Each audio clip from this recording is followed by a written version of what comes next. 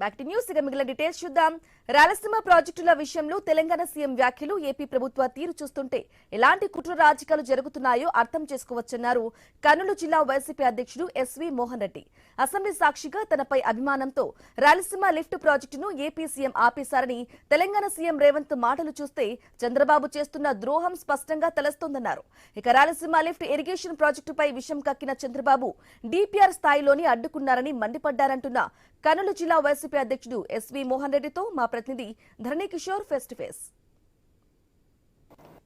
రెండు తెలుగు రాష్ట్రాల మధ్య మరొకసారి జల వివాదాలు కేంద్ర బిందువుగా మారుతున్నాయి. అయితే తెలంగాణ అసెంబ్లీలో సీఎం రేవంత్ రెడ్డి చేసిన వ్యాఖ్యలు ఇప్పుడు దుమారం రేపుతున్నాయి. అయితే కర్నూలు జిల్లా వైసీపీ అధ్యక్షులు ఎస్వి మోహన్ రెడ్డి మనతో ఉన్నారు. ఆయన అడిగి తెలుసుకుందాం. సార్, అసలు చెప్పండి, ఒక రెండు తెలుగు రాష్ట్రాల మధ్య మరొకసారి రాయలసీమ ఎత్తిపోతల పథకం అన్నది కేంద్ర బిందువుగా వివాదాలకు ఇదిగా కనపడుతోంది. దీన్ని ఏ విధంగా చూస్తున్నారు? రేవంత్ వ్యాఖ్యల పట్ల మీ యొక్క అభిప్రాయం ఎలా ఉంది?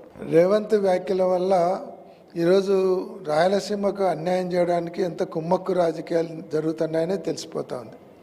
ఈరోజు ఆయనే స్వయంగా చెప్పినాడు, నేను చంద్రబాబు నాయుడు గారితో చెప్పి నేను ఆపమంటే నా మీద గౌరవంతో రాయలసీమ ఎత్తిపోతల పథకం ఆపినారు, మీరు కావాలంటే కమిటేస్తాను, వర్కులు ఆగిపోయినాయో లేదో చూసుకోపోండి అని అంత ధైర్యంగా చెప్తున్నాడు. అంటే ఎంత నిస్సిగ్గుగా కుట్ర రాజకీయాలు జరుగుతాయనేది దీని మీద తెలిసిపోతూ ఉంది. ఆ రోజు ఇదే కల్వకుర్తికి 2 టీఎంసీలు నీళ్లు కెపాసిటీ పెంచుతానే పాలమూరు రంగారెడ్డి ఆ రోజు ప్రాజెక్టు చేపట్టేటప్పుడు కానీ డిండి చేపట్టినప్పుడు కానీ అనుమతులు లేకుండా కూడా 2015లో చంద్రబాబు నాయుడు గారు అడ్డుకోలేదు. ఎందుకంటే ఆ రోజు ఓటుకు నోటు కేసు ఉన్నది, ఆ భయంతో కేసీఆర్ గారు భయపడి అడ్డుకోలేదు. ఈరోజు రాయలసీమ ప్రాజెక్టు ఎత్తిపోతల ప్రాజెక్టును నేను తెలంగాణ ముఖ్యమంత్రి రేవంత్ రెడ్డి గారి మీద ప్రేమతో ఆపేస్తున్నాడు. అంటే రాష్ట్ర ప్రయోజనాలు, వెనుకబడిన రాయలసీమ ప్రయోజనాలు అవసరం లేదా? ఇది రాయలసీమ ప్రజలకు ఒక వరం లాంటిది. ఎందుకంటే రాయలసీమ దుర్భిక్ష ప్రాంతము, వెనుకబడినటువంటి ప్రాంతము, ఇది కరువు కాటకాలతో అల్లాడుతుందనే ఆ రోజు సెంట్రల్ గవర్నమెంట్ వెనుకబడిన జిల్లాల కింద గ్రాంట్లు ఇచ్చినారు. అటువంటిది ఈరోజు మీరు వాళ్ళు నీటి చౌర్యం చేస్తూ ఉంటే మన ప్రాజెక్టులు మనకని చేస్తున్నారు. ఈరోజు ఆ రోజు గ్రీన్ ట్రిబ్యునల్ కూడా పోయింది ఎవరు? ఈ రాయలసీమ ప్రాజెక్టును ఆపడానికి తెలంగాణ గవర్నమెంట్ కంటే ఒక వ్యక్తి చేత తెలుగుదేశం సంబంధించిన వాళ్ళతో వేపించినారు. ఆ రోజు మీరు ఆ రకంగా ఆపినారు. ఈరోజు కంప్లీట్గా ఓపెన్గా ఆపేస్తూ ఉన్నారు సీఎం రేవంత్ రెడ్డి గారి మీద ప్రేమతో. కానీ దీనివల్ల రాయలసీమ ప్రాంతం ఎంత నష్టపోతుంది? రేపొద్దున కరువు కాటకాలతో బాధపడుతున్నారు, ఇరిగేషన్ వాటర్ లేదు, ఇన్ని వరద నీళ్ళు అన్ని సముద్రం పాలవుతుంటే నిలబెట్టుకునే పరిస్థితి లేదు. ఇంకా ప్రాజెక్టులు కట్టాల్సింది పోయి కట్టేటువంటి ప్రాజెక్టులను ఆపడం ఏంటి? ఈరోజు మీరు ఒక వర్డ్ చెప్తారు, ఆ రోజు పర్మిషన్ లేదు కాబట్టి నేషనల్ గ్రీన్ ట్రిబ్యునల్ పర్మిషన్ లేదు కాబట్టి ఆపినారని ఆపినారని చెప్తారు. ఆ రోజు ఈ పర్మిషన్లు లేనటువంటి డిండిని ముఖ్యమంత్రి కంటే మీరు ఎందుకు అడ్డుకోలేకపోయినారు? పాలమూరు రంగారెడ్డికి పర్మిషన్లలో మీరు ఎందుకు అడ్డుకోలేకపోయినారు? కల్వకుర్తి 2 టీఎంసీల నీటి కెపాసిటీని పెంచుకుంటూ ఉంటే మీరెందుకు పర్మిషన్ లేదని మీరు ఎందుకు అడ్డుకోలేకపోయినారు? అంటే దానికి సమాధానం చెప్పాలి కదా. అయితే మీరు చెప్తుండే అయితే ఈ యొక్క రాయలసీమ లిఫ్ట్ ఇరిగేషన్ ప్రాజెక్ట్ అన్నది 850 అడుగులకు దిగువ నుంచి ఆ పరిస్థితులు వచ్చినప్పుడు నీటిని లిఫ్ట్ చేసుకోవడానికనే జగన్మోహన్ రెడ్డి చేశారంటున్నారు. అసలు ఈ యొక్క ప్రాజెక్టు ఆగిపోవడానికి గల కారణాలు ఏంటి? ఎవరు ముఖ్య కారణం అనుకుంటున్నారు? ఇప్పుడున్న పరిస్థితుల్లో ఈ ప్రభుత్వం ఏం చేయాలి? ఆ రోజు పర్మిషన్ లేదని చెప్పినా కూడా జగన్మోహన్ రెడ్డి గారు ఏదో రకంగా పర్మిషన్ తెచ్చుకుంటామనే ధైర్యంతో వర్క్ స్టార్ట్ చేసినారు. ఎందుకంటే వాళ్ళు 3 ప్రాజెక్టులు పర్మిషన్ లేకుండా స్టార్ట్ చేసినారు. మనం చేసుకోకూడదంటే తప్పేం లేదు.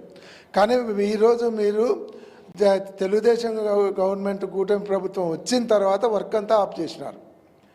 ఈరోజు మీరు వాదన ఏమంటే పర్మిషన్ లేదంటారు. అవతల పర్మిషన్ లేనప్పుడు మీరు కట్టండి. ఈరోజు పర్మిషన్లు తీసుకున్నారంటే మీరు కూటమి ప్రభుత్వంలో ఉన్నారు, సెంట్రల్ గవర్నమెంట్లో లాబియింగ్ చేయండి. మీరు పదవుల కోసం ఇంకొక దానికోసం లాబియింగ్ చేసుకుంటున్నారు. స్టేట్ క్యాపిటల్ అమరావతి కోసం లాబియింగ్ చేస్తున్నారు. అమరావతికి రాజధానికి నిధులకు 1,00,000 కోట్ల నిధులు తీసుకొని రావడానికి, మళ్ళీ 1,00,000 ఎకరాలు సేకరించడానికి లాబియింగ్ చేస్తున్నారు. రాయలసీమ ప్రజల దాహార్తి తీర్చడానికి లాబియింగ్ చేయలేరా? పర్మిషన్లు తెచ్చుకోలేరా? పర్మిషన్ లేకుండా జగన్మోహన్ రెడ్డి గారు కట్టినప్పుడు అడ్డుకొని గ్రీన్ ట్రిబ్యునల్ మీరు కడితే అడ్డుకుంటారా? కాబట్టి మీరు ఏం చేస్తారో, లాబింగ్ చేస్తారా, పర్మిషన్ తెచ్చుకుంటారా, తెచ్చుకోకుండానే తెలంగాణ వాళ్ళకి ధైర్యంగా కట్టగలుగుతారా లేదా అనేది ఆలోచించుకోండి. ఒక సీఎం స్థాయిలో అసెంబ్లీలో ఒక అవతల ప్రభుత్వం అంత అభిమానంతో ప్రాజెక్టు నిలిపేసిందని చెప్పడాన్ని ఈ యొక్క ప్రభుత్వం ఎలా కౌంటర్ చేస్తే బాగుంటుంది అనుకుంటున్నారు? మీ పార్టీ స్టాండ్గా ఏం డిమాండ్ చేస్తారు? అంత ప్రేమ ఉంటేనాక ఆయన చంద్రబాబు నాయుడు గారు ఆయన ఆస్తిలో భాగం ఇవ్వచ్చు, లేకుంటే ఏదైనా వేరే రకంగా శిస్తబాత్సలంతో ఆయనకు చేయొచ్చు, మేమేం కాదనం. కానీ రాయలసీమ ప్రజల గొంతు కోసి ఆ రక్తాన్ని కానుకగా ఇస్తామంటే రాయలసీమ మేము ఒప్పుకోము, రాయలసీమ ప్రజలు ఒప్పుకోరు, వైఎస్ఆర్ కాంగ్రెస్ పార్టీ అస్సలు ఒప్పుకోదు. జగన్మోహన్ రెడ్డి గారు ముఖ్యమంత్రి వచ్చిన తర్వాత, మళ్ళా ప్రభుత్వం వచ్చిన తర్వాత తప్పకుండా రాయలసీమ ఎత్తిపోతల పథకాన్ని పూర్తి చేస్తారు. పూర్తి చేసి రాయలసీమ వాసులకు ఈడ కరువు కాటకాలు లేకుండా శాశ్వత పరిష్కారం చేసేదానికి వైఎస్ఆర్ కాంగ్రెస్ పార్టీ కట్టుబడి ఉంది. ఇది పూర్తి స్థాయిలో కూడా గురు శిష్యుల వాత్సల్యంతో రాయలసీమ వాసుల గొంతుకు వస్తామంటే మాత్రం తాము ఉపేక్షించేది లేదు. రైతాంగం తరపున అలాగే రాయలసీమ ప్రజల తరపున తమ గొంతు వినిపిస్తాం. ఖచ్చితంగా కూడా వచ్చేటటువంటి వైసీపీ ప్రభుత్వంలో ఈ యొక్క రాయలసీమ ఎత్తిపోతల పథకాన్ని ముందుకు తీసుకొచ్చి పూర్తి చేస్తామని చెప్పి వైసీపీ నాయకులు చెప్తున్న పరిస్థితి ఉంది. వీడియో జర్నలిస్ట్ బాబుతో కలిసి ధరణి కిషోర్, ఐ న్యూస్.